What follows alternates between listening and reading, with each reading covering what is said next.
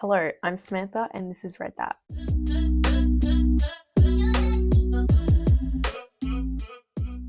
Welcome to another episode of the podcast. I'm so glad you're here, and if you're new, welcome, welcome, welcome.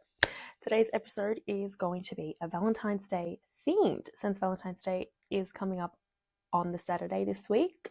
So I thought I'd get into the spirit and I thought I would do a Valentine's episode. So today's episode is going to consist of giving some Valentine's Day book recommendations, and also I'm going to be ranking my top book boyfriends as well.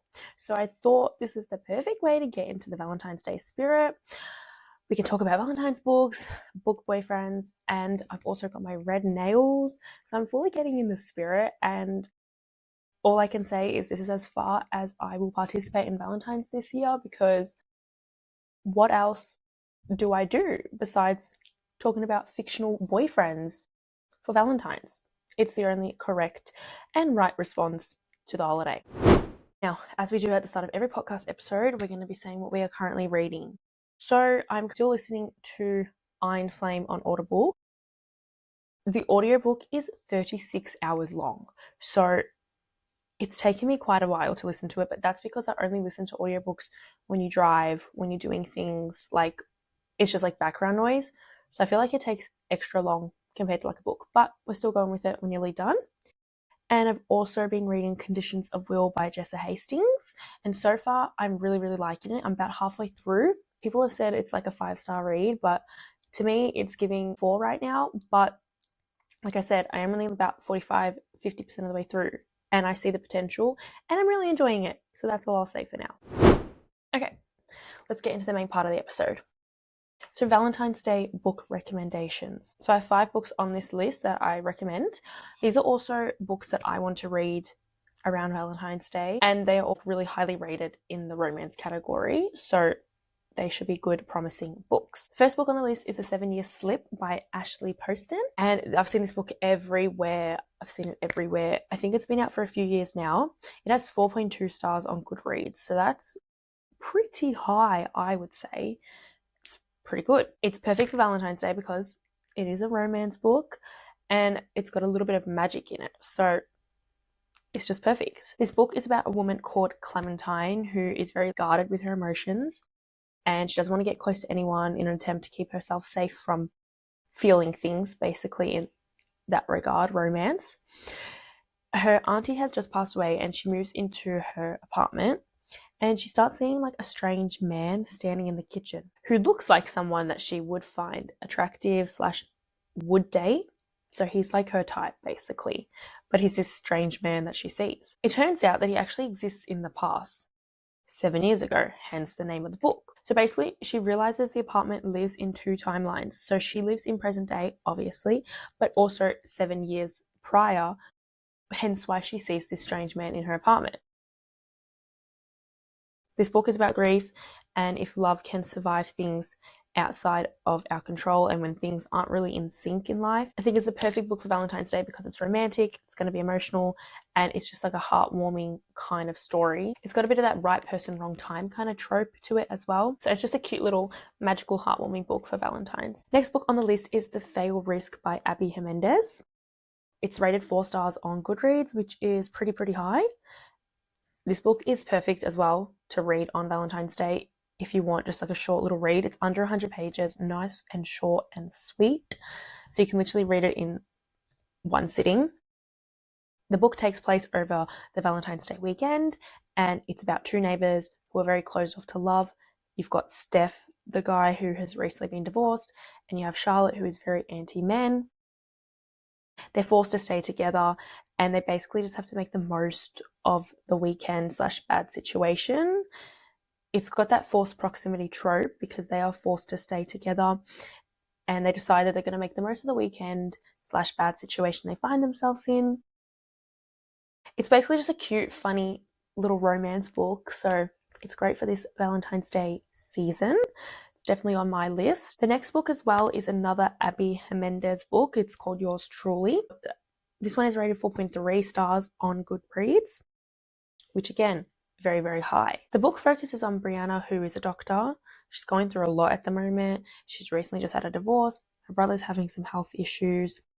And recently the promotion she's been working really hard for at work was given to somebody else. So she's just not vibing. She's just not had the best luck at the moment. Then there's another doctor in the book called Jacob, who actually was given the promotion, and she thinks this man is awful. She thinks this man is mean, he's awful, she doesn't like him. Until he sends her a letter. A letter that he wrote. He wrote this letter. I just find that so cute. Basically, this letter gets her thinking that she has misread this guy, and then from there on, they just start exchanging letters to each other, writing to each other in that way.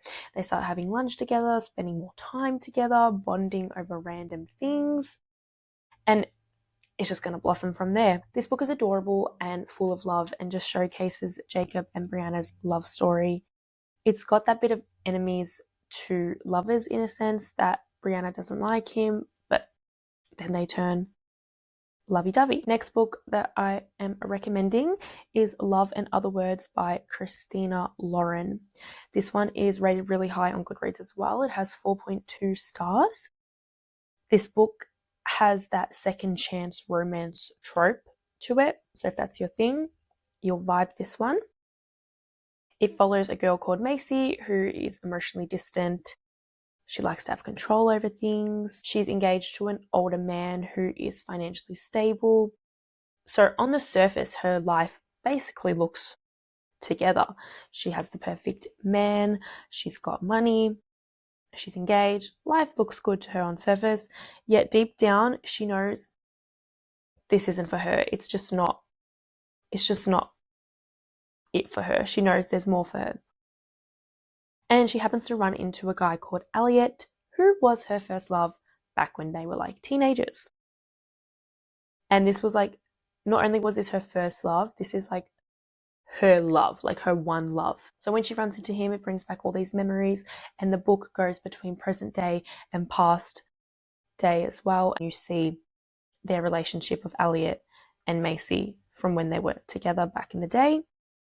So you see how they grew up together, and you just learn more about their relationship. Again, this book is a cute little story for Valentine's Day. It's a second chance romance, first love. It's just adorable, and you just realize that Macy and Elliot are just meant to be together, and it's just a feel-good one. It's just a feel-good one, so give this one a read as well. The last book on my list that I am recommending for Valentine's is Magnolia Parks by Jessa Hastings. Now, this one is rated 3.65 stars on Goodreads, which is a bit lower than I expected because I see everyone raving about Magnolia Parks. So I was a bit surprised to see that it was only 3.6, but then again, that is still a high rating, but I was just a bit surprised. But I'm recommending it because I think it's good. You're probably asking why this book is on the list and part of the recommendations, because they don't actually have like that perfect love story. Their relationship is quite toxic. But I think it's a realistic showcase of love, and it shows another version to love and more real life scenario version. So it's about Magnolia, who is a wealthy London socialite, and BJ, who is Britain's most famous bad boy heartbreaker, who has completely broken Magnolia's heart. However, everyone knows they're meant to be together. If you're reading it, you know they're meant to be together. But the way they express their love to each other is toxic. It hurts one another. It's not very healthy. So she dates other people trying to get over him. He sleeps with other girls to get back at her.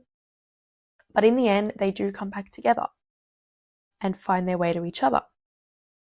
So like I said, this book is a bit messy. The characters probably need to go to therapy, but it does fit with the Valentine's Day theme because some relationships are like this, and a lot of people probably feel like this in their relationship. So I think it needs to be on the list, especially if you're looking for something not really cookie cutter romance. You want something a bit more depth to it and more emotion in that sense, but also still want to read a romance for the season.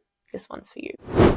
Moving on to the next part of the episode, ranking my favorite book boyfriends. Now this again, it's just a little lighthearted fun. Obviously it's jokes. These men are not real. I would love for them to be real. You know, some of them are just amazing, but this is just some lighthearted fun. Now I have 5 book boyfriends on this list, but I don't know the actual ranking of them. like 1 to 5 kind of vibe.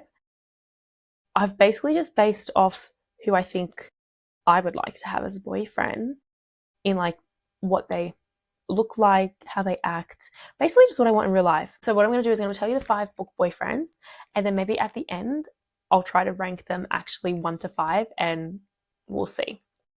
Because I'm going to give you my reasonings first, and then I'll see, because it's really hard. It's actually a really hard decision. First on my list is Johnny Kavanagh. If you know, you know. First thing I want to say though, this man is Irish. That's already 1 tick to him. He's Irish. I love Irish men. But I just want to preface, I think that's how you say his name. If I'm saying it wrong, I do apologize. It is an Irish name, hard to pronounce. The start of the book, I was not pronouncing it right, but now I think I am. So, don't come at me. Reasons why he's the perfect boyfriend. First of all, like I said, he's Irish. He plays rugby. He's tall. And he gives golden retriever energy. Like, he's perfect. He's actually perfect. He's the type of guy, looks-wise, if I saw him in real life, I would be scared, I'd be intimidated, I would not be able to speak. But then once you actually do speak to him, you realize this man is so sweet and you would feel so safe. Like, so safe around him. He is one of the sweetest boyfriends that I have read in a book. From the get-go, he is loyal, he's protective, he's emotionally there, he's patient. And he doesn't even need to be told this. Like, that's just how he is. This man is so protective and loyal that he literally put his own life in danger and saved her whole family from a burning fire, a burning house. Like, what man in real life would actually do that?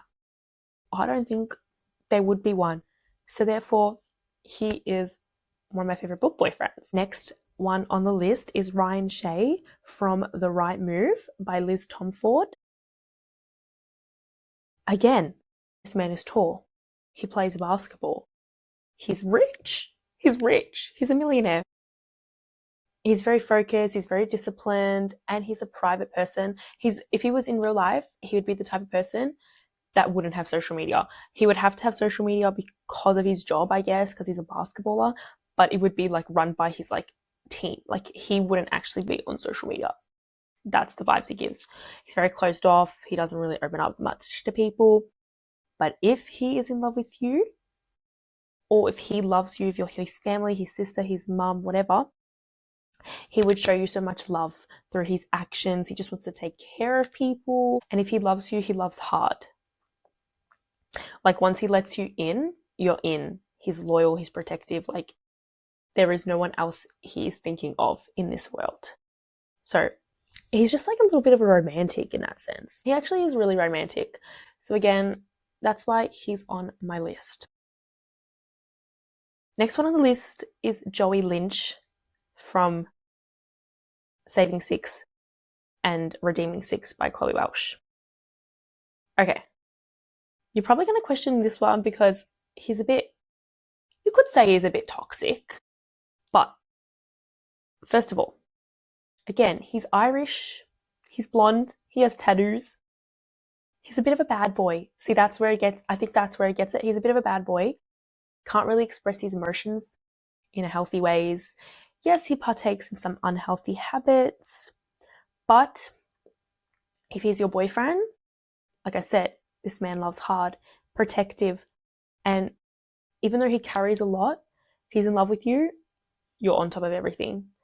Like I said, like, you'd be his whole world. He probably can't give you like security and money like Ryan Shea could, but you would have like a ride or die man by your side. So that's why Joey Lynch is there, and I love that man. He is so good looking as well. Have you seen the edits of this man?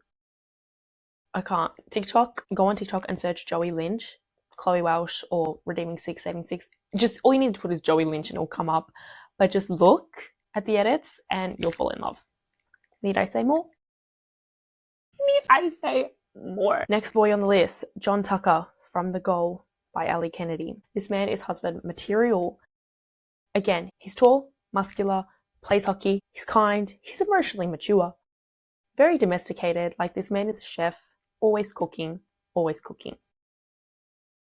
he's not afraid of commitment. If he loves you, he wants to be with you. He'd make you feel safe, someone you can depend on, someone that cares and just wants to do anything for you.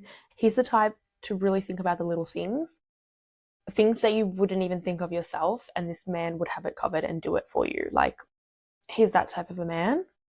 And I think he's my favorite from the whole off-campus series. I think I want him. So that's why he's on the list. Last boy on this list. Again, this is another controversial one, I guess, is Conrad Fisher from The Summer I Turned Pretty. Like I said, a bit of controversial. Depends what team you're on. But I've been Team Conrad from the start. From the moment episode 1, season 1 of the show came out, and from the moment I read those pages on that book, Team Conrad. He's tall, dark, moody, quiet, doesn't really talk to a lot of people. But deep down, he has a lot of feelings. And deep down, he just wants to be loved. And again, another man that struggles to communicate. But I guess that's what makes him human as well. But he is going through a lot. So it makes sense, okay? But this man, again, if he's in love with you, he loves hard. He just sometimes struggles to communicate that love. But I think that's also a coping mechanism. So, but like I said, he's just my type. And it could also be because the actor in the show is also really good looking, and that just adds to the character because I can actually picture him and see how he acts. So, yeah. That's why he's on the list. Now that I've given my reasonings for all 5 book boyfriends, I'm going to try to rank them 1 to 5, but it's going to be hard. First things first, I do see going back and talking through them, I do see a common theme. It's clear that I like men that play some sort of sport. Do I want to be a wag? Yes. Like I said, it doesn't matter what sport. I've got hockey players on this list. I've got basketballers on this list. I have rugby players. And I forgot to mention Joey plays hurling, which is an Irish type of sport. So again, all play sport. The only one that doesn't play sport is Conrad. But then he did play football for a bit when he was in high school. So there you go. And also men that are a bit more closed off to everyone, but if you're their girlfriend, they are like soppy and golden retriever and like soft. Not soft in the sense that, not mean to people, but closed off to people / guarded to others. But then if they're in love with you, or when they're with you, they're just, the way they act to you is more gentle and soft and caring, and they just show that you're their whole world. So I don't know what that says, but let's try to rank them. Now this order is probably going to change. Ask me next week and the order will probably change, but right now I think number 5 is John Tucker from The Goal. Number 4 is Ryan Shea. Number 3 is Joey Lynch. Number 2 is Conrad. And number 1 is Johnny. Okay, I think that's my list and my ordering. But again, like I said, ask me in a week's time and I'll probably have changed my mind again. But for now, that's where it stands. That's the end of the episode. Thank you so much for listening. Today's episode was a bit more lighthearted and a bit more fun. I hope you enjoyed it. Hopefully you get to read some of these recommendations. I definitely will read some as well. I want to know what your top book boyfriends are, and if you agreed with mine and the way I placed them as well. Please don't forget to rate and follow the podcast on Apple and Spotify. And also, if you can, please follow Read That the podcast on Instagram and TikTok, and on YouTube if you want to see the video version of it as well. Again, thank you so much for listening, and I can't wait to talk to you again in next week's episode. Bye for now.